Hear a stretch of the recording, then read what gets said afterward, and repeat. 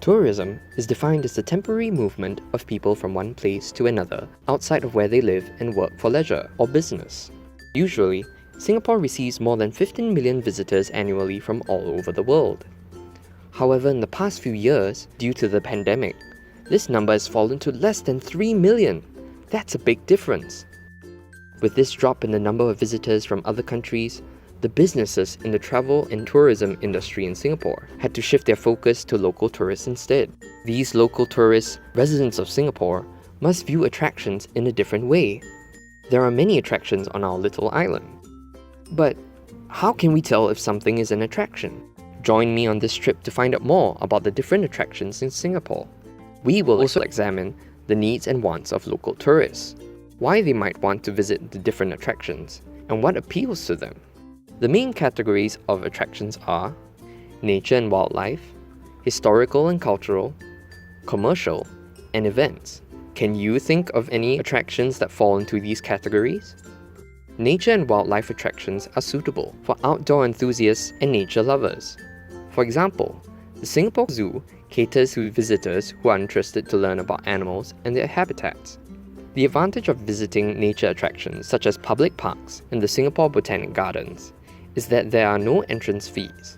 Families with children often visit as there are services such as bicycle rentals and food and beverage businesses to provide a complete experience. These attractions are good for family bonding time. The many local playgrounds can also be considered attractions. The one in Admiralty Park boasts 26 slides, cargo nets, and a sand play area.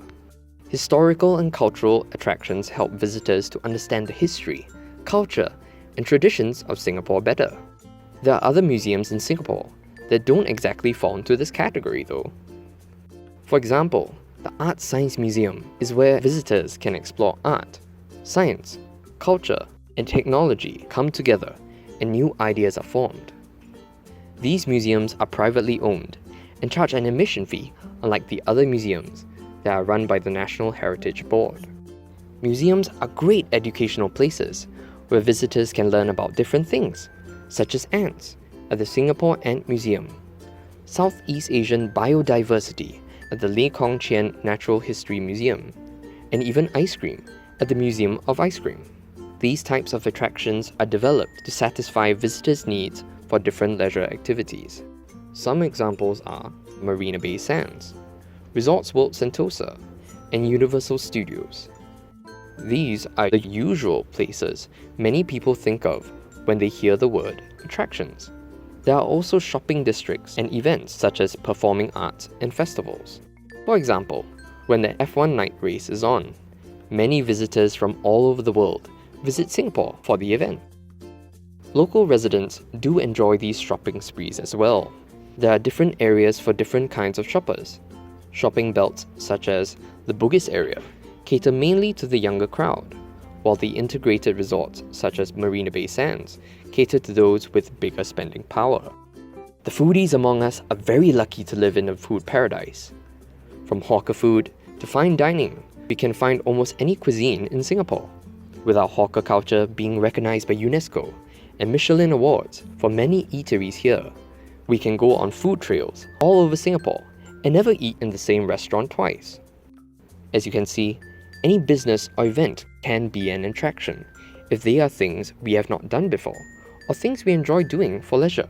In Singapore, local tourists can easily satisfy their functional and emotional needs and wants. Depending on their lifestyle, they may need to relax after a hard day at work, or they may want to spend time with their family or friends in a special place.